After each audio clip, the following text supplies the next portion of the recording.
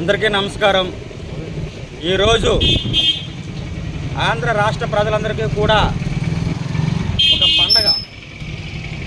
అంటే మన తెలుగు రాష్ట్రాల్లో మనకి సంక్రాంతి వస్తుంది, కానీ గత రాక్షస పాలన అంతమొందించి ఈ రాష్ట్ర ప్రజానికం అంతా కూడా కూటమి ప్రభుత్వానికి మరి మద్దతుగా ఉండి మరి ఆ రోజున్న ఎండలు లెక్క చేయకుండా మరి గంటల తరబడి లైన్లో ఉండి ఓట్లు వేసి మరి కూటమి ప్రభుత్వాన్ని అధికారంలో తీసుకొచ్చి ఈ రోజుకి సంవత్సరం కాలం పూర్తవుతుంది.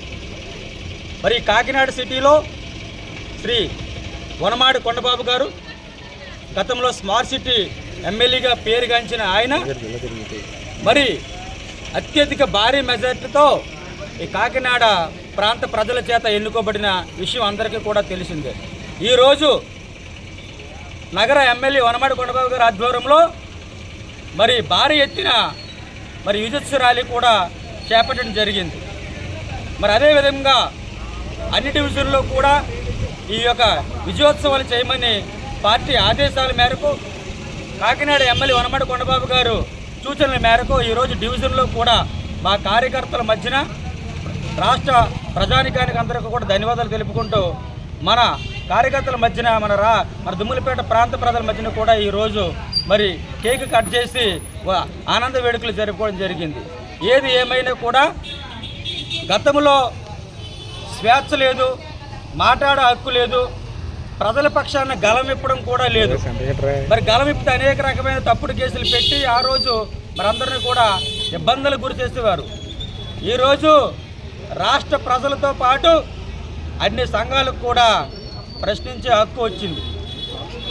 ప్రజా పరిపాలన ఏ విధంగా సాగుతుందో మనందరికీ తెలుసు.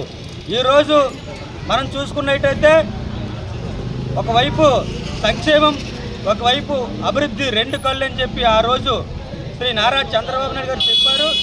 మరి అదేవిధంగా ఈరోజు కొనసాగుతుంది. మరి ఈరోజు ఇక్కడ జరుగుతున్న పరిణామాలు ఒకసారి అర్థం చేసుకుంటే మనందరూ కూడా గతంలో ఏం మాట్లాడాలన్నా సరే ప్రజలు చాలా ఇబ్బంది పడేవారు, ఇబ్బందులు గురి చేసేవారు. ఈ దుమ్ములపేట ప్రాంతంలో అనేక రకాల కేసులు పెట్టి ఇబ్బందులు గురి చేశారు. మరి ఈరోజు మేము గత సంవత్సరం కూడా ఏ ఒకరి మీద కూడా తప్పుడు కేసులు పెట్టకుండా, తప్పుడు విధానంలో పేలకుండా ఈరోజు మా పరిపాలన అందించాం. మరి ముఖ్యంగా మన దుమ్ములపేట ప్రాంతంలో మేమందరూ కూడా కొండబాబు గారికి ఈ సభాముఖంగా ప్రత్యేకమైన ధన్యవాదాలు తెలుపుతున్నాను.